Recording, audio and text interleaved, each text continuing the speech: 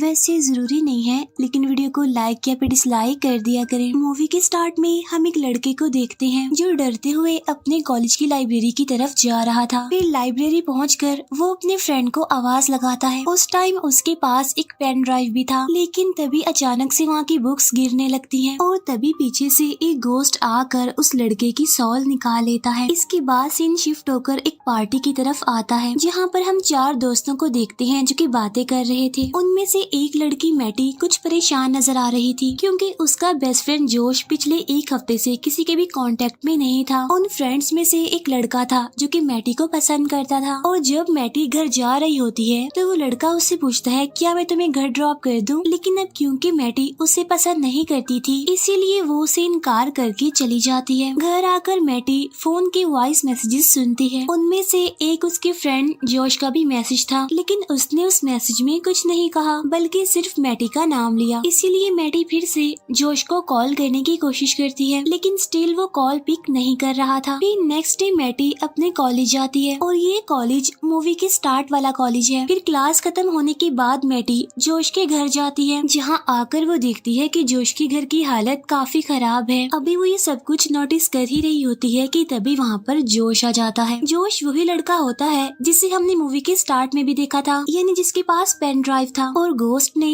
जिसकी सॉल निकाल ली थी। तब जोश मैटी को उसी रूम में वेट करने का कहकर खुद दूसरे रूम में चला जाता है। तब मैटी वहाँ पर एक बिल्ली को देखती है जो कि काफी इंजर्ड होती है। अब इस बारे में जोश को बताने के लिए मैटी भी उस रूम में जाती है जहाँ पर जोश गया था, और वहाँ जाकर वो जो चीज देखती है उसे देखकर उसके होश उड़ जाते हैं, क्योंकि वहाँ जोश ने फांसी लगाकर सुसाइड कर ली थी। अब इतने बड़े हादसे के बाद मैटी टूट जाती है और वो अब दुखी रहने लगी थी। साथ साथ उसे जोश के नाइटमेयर्स भी आने लगते हैं। फिर नेक्स्ट डे कॉलेज के प्रोफेसर मैटी से जोश के बारे में पूछते हैं, जिस पर मैटी कहती है कि मैं उसे नहीं समझ पाई। तब ये कहकर मैटी वहाँ से चली जाती है, लेकिन यहाँ पर प्रोफेसर समझ जाते हैं कि मैटी जोश की मौत का रिस्पॉन्सिबल खुद को ही मान रही है। इसके बाद मैटी अपने सभी फ्रेंड से ग्रुप चैट कर रही होती है, लेकिन तभी जोश के बहुत सारे मैसेजेस आने लगते हैं जिसमें लिखा हुआ था हेल्प मी। तब ये देखकर वो सारे फ्रेंड्स काफी हैरान हो जाते हैं। इसके बाद वो सभी फ्रेंड्स मिलते हैं और आपस में डिस्कस करने लगते हैं। तब उन फ्रेंड्स में से स्टोन कहता है कि शायद ये कोई बग है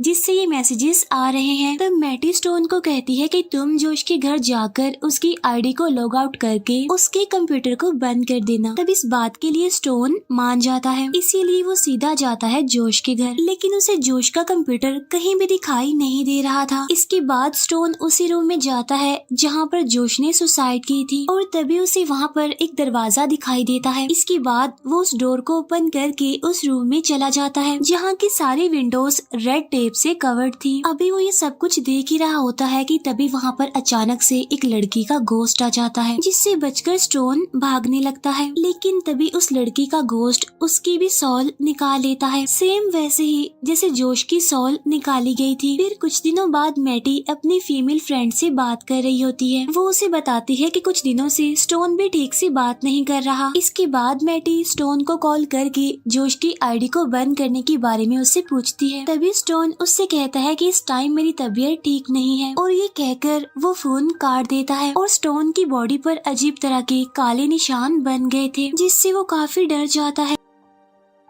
इसके बाद मैटी खुद जोश के घर जाने का डिसाइड करती है। तब जोश के घर जाकर मैटी को पता चलता है कि घर की ऑनर इस घर को रेंट पर देने वाली है, और उसने जोश का सारा सामान फेंक दिया है, और जोश का जो कंप्यूटर था वो एक अननोन पर्सन एक लड़के को सेल कर दिया। तब मैटी घर की ऑनर से उस लड़के का एड्रेस लेती है और जाकर उसी लड़के से मिलती है, और उस लड़के का नाम डेक्स्टर होता है। मैटी उसके पास पहुँचते ही उस पर गुस्सा करने लगती है कि तुमने जोश की आईडी से हमें मैसेजेस किए हैं। तब ये सुनकर डेक्स्टर मैटी को जोश का कंप्यूटर दिखाता है। वो कंप्यूटर अभी तक ऐसे ही पड़ा हुआ था, यानी अभी तक वो इंस्टॉल भी नहीं हुआ था। डेक्स्टर उसे बताता है कि जब से मैंने ये कंप्यूटर लिया है मैंने तो इसे ऑन भी नहीं किया। तब ये सुनकर मैटी परेशान हो जाती है और सोचने लगती है कि आखिर वो मैसेजेस किसने किए होंगे। उसी शाम को डेक्स्टर जोश के कंप्यूटर को ऑन करता है, जिसमें से फौरन ही एक मैसेज लिखा हुआ आता है कि क्या तुम एक भूत से मिलना चाहते हो। अब क्यूरियस होते ही जैसे डेक्स्टर उस पर क्लिक करता है तो वहाँ पर कुछ लोगों की वीडियोस चलने लगती हैं जो सारे के सारे सुसाइड कर रहे होते हैं। तब ये देखकर डेक्स्टर घबरा जाता है और फौरन ही कंप्यूटर को बंद कर देता है। इसके बाद मैटी अपना लेटर बॉक्स चेक करती है जहाँ पर उसे जोश का पार्सल मिलता है जो उसने मरने से 2 दिन पहले भेजा था। उस पार्सल में 3 रेड टेप्स के रोल थे। साथ ही साथ वहाँ पर एक नोट भी था जिस पर लिखा हुआ था कि ये रेड टेप्स उन्हें दूर रखती हैं। लेकिन मैटी इस बारे में कुछ भी समझ नहीं पाती, इसीलिए वो अपने दोनों फ्रेंड्स को क्लब बुलाती है और उन्हें भी वो रेड टेप्स दिखाती है। लेकिन यहाँ पर मैटी के फ्रेंड्स भी कुछ नहीं समझ पाती कि आखिर इन सब का क्या मतलब है। तब मैटी उन्हें बताती है कि पिछले कुछ दिनों से स्टोन भी बिल्कुल जोश की तरह सबसे अलग रहने लग गया है। फिर उसी टाइम टीवी पर न्यूज आती है कि अचानक से पूरे शहर में सुसाइड केस बढ़ते जा रहे हैं। लेकिन इसके पीछे अभी तक कोई रीजन नहीं मिली कि आखिर लोग ऐसा क्यों कर रहे हैं। इसके बाद जब वो तीनों क्लब से बाहर जाते हैं तो तभी डेक्स्टर मैटी को आवाज लगाता है और उसे अपने साथ घर लाकर जोश के कंप्यूटर की वही वीडियोस दिखाता है, जिसे देखकर मैटी काफी घबरा जाती है और कंप्यूटर बंद करने के बाद उससे कहती है कि मैं ये सब कुछ भूलने की कोशिश कर रही हूँ। तब मैटी और कुछ कहे बगैर ही वहाँ से चली जाती है। फिर नेक्स्ट डे मैटी बस से कॉलेज जा रही होती है और तभी अचानक से एक अननोन पर्सन गाड़ी के सामने आ जाता है। तब ड्राइवर बिल्कुल ठीक टाइम पर बस को मोड़कर उसे हिट करने से बचा लेता है। लेकिन तभी वो अननोन पर्सन मैटी को घूर कर चला जाता है वहाँ से। इसके बाद जब मैटी पैदल चलकर जा रही होती है तो तभी उसके पास किसी की कॉल आती है। लेकिन तब वही अननोन पर्सन जो बस के सामने आ गया था वो पीछे एक काफी बड़े टावर से कूदकर सुसाइड कर लेता है। इसके बाद मैटी प्रोफेसर से मिलकर उन्हें सारी बात बता देती है जो पिछले कुछ दिनों से उसके साथ हो रहा है। तो प्रोफेसर उसे कहते हैं कि ऐसा कुछ नहीं है और तुम जोश के बारे में कुछ ज्यादा ही सोच रही हो, जिसकी वजह से ही तुम्हें ऐसी चीजें दिखाई दे रही हैं। इसके बाद मैटी का फ्रेंड अपने कंप्यूटर से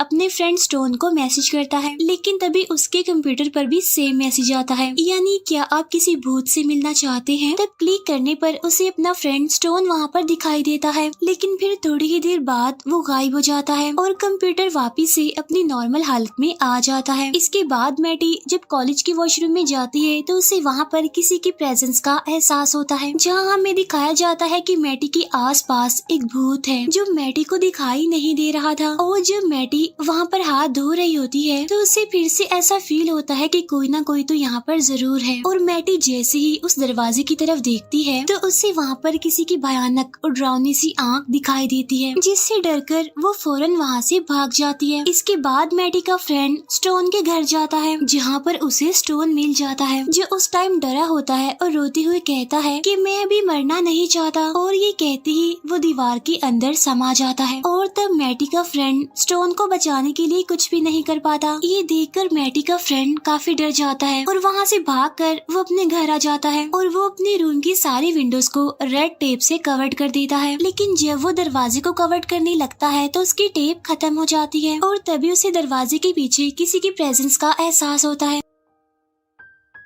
और जब वो दरवाजे के होल से देखता है तो वहाँ पर भी वही भूत होता है जो कांच तोड़कर उसकी आंख में घुस जाता है और ये सीन यहीं पर कट हो जाता है। इसके बाद जब प्रोफेसर अपने ऑफिस में काम कर रहे होते हैं कि तभी उन्हें कंप्यूटर में अपनी बेटी का वीडियो दिखाई देता है। इसके बाद वही भूत उन पर भी अटैक कर देता है। इसके बाद मैटी जब सोने के लिए जा रही होती है तो उसके कंप्यूटर पर भी सेम मैसेज आता है। तब उस पर क्लिक करने के बाद सेम पहले जैसा ही सुसाइड वाला वीडियो चल पड़ता है, जिससे डरकर मैटी कंप्यूटर की वायर्स निकाल देती है। लेकिन तभी उसके प्रिंटर से अजीब तरह की पिक्चर्स प्रिंट होने लगती हैं, जिन्हें जोड़ने पर उसी भूत का चेहरा बन जाता है। इसके बाद मैटी डेक्स्टर से मिलती है और जोश के कंप्यूटर की वीडियोस देखने लगती है, जहां उसे जोश की वीडियो मिलती है जो कि उसने अपने उस फ्रेंड के लिए बनाया था जिसे मूवी के स्टार्ट में वो लाइब्रेरी में ढूंढने आया था। जोश उसे कह रहा होता है कि मैंने तुम्हारे सिस्टम को हैक किया था और अब मुझे तुम्हारी हेल्प चाहिए, क्योंकि जो सिग्नल मैंने तुम्हारे कंप्यूटर से हैक किया वो बाय मिस्टेक मुझसे रिलीज हो गया है। असल में मैंने एक वायरस भी बनाया है जो इस सब को रोक सकता है और मैंने लाइब्रेरी में कोई चीज भी देखी है और जब से मैंने उस चीज को देखा है तब से मेरे जीने की डिजायर खत्म हो गई है। इसके बाद मैटी और डेक्स्टर फौरन जोश के फ्रेंड से मिलने का डिसाइड करते हैं, इस उम्मीद में कि शायद वो इनकी कुछ हेल्प कर सके। इसके बाद हम मैटी की फीमेल फ्रेंड को देखते हैं, उसके साथ भी सेम वैसा ही होता जा रहा था जो बाकियों के साथ हुआ और उसके पास भी सेम मैसेज आता है और अब ये बात पूरे सिटी में फैल चुकी चुकी थी कि एक वायरस है जो सबके कंप्यूटर्स में फैल रहा है, जिसकी वजह से लोग सुसाइड कर रहे हैं इतनी तेजी से। इसके बाद जब मैटी की फ्रेंड कपड़े धो रही होती है तो अचानक से वॉशिंग मशीन अपने आप से ही ओपन हो जाती है और उसमें से कपड़े भी बाहर निकलने लगते हैं। जब मैटी की फ्रेंड उसके अंदर झांक कर देखती है तो उस मशीन में से वही भूत बाहर आता है जो उसकी सोल को भी बाकियों की तरह निकाल कर ले जाता है। इसके बाद हम देखते हैं कि डेक्स्टर जोश के कंप्यूटर से